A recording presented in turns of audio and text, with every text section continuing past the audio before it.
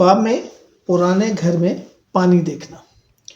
بسم اللہ الرحمن الرحیم، السلام علیکم ورحمۃ اللہ وبرکاتہ۔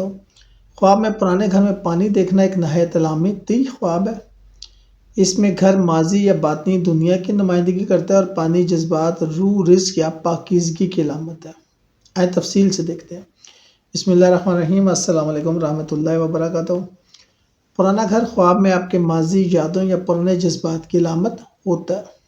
یہ وہ جگہ ہے جہاں آپ کے پرانے احساسات، رشتے یا تجربات محفوظ ہیں، یعنی خواب آپ کو ماضی سے ایک روحانی پیغام دے رہا ہوتا ہے۔ پانی کی تعبیر۔ اسلامی تعبیرات میں پانی اکثر رزق، رحمت الہی، روحانی پاکیزگی، احساسات یا دل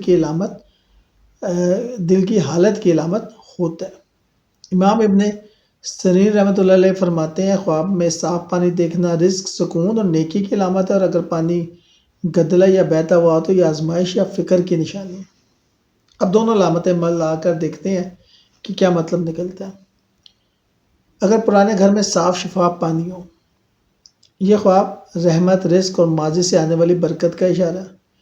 ممکن ہے کوئی پرانا رشتہ، یاد یا تعلق آپ کے لیے دوبارہ خوشی اور سکون کا سبب بنے۔ یہ خواب دل کے صاف ہونے، اللہ کی رحمت کے نزول اور گھر کی برکت کی بھی نشانی ہے۔ اس خواب کا مطلب ہے کہ ماضی سے روشنی اور سکون آپ کی طرف لوٹ رہا ہے۔ اگر پانی گدلا، کیچڑ والا یا بہہ رہا ہو تو یہ اشارہ ہے کہ آپ ماضی کے کچھ مسائل یا ادھورے احساسات ابھر رہے ہیں۔ یہ خواب کہتا ہے کہ آپ کو اندر کے زخموں یا یادوں کو صاف کرنے کی ضرورت ہے۔ اگر پانی تیز بہاؤ میں ہے تو ممکن جذباتی دباؤ یا رشتوں میں اتار چڑھاؤ کو ظاہر کرتا ہے۔ اس خواب کا پیغام ہے، صاف ہو جاؤ، دل کے بوجھ اتارو تاکہ نئی روشنی داخل ہو سکے۔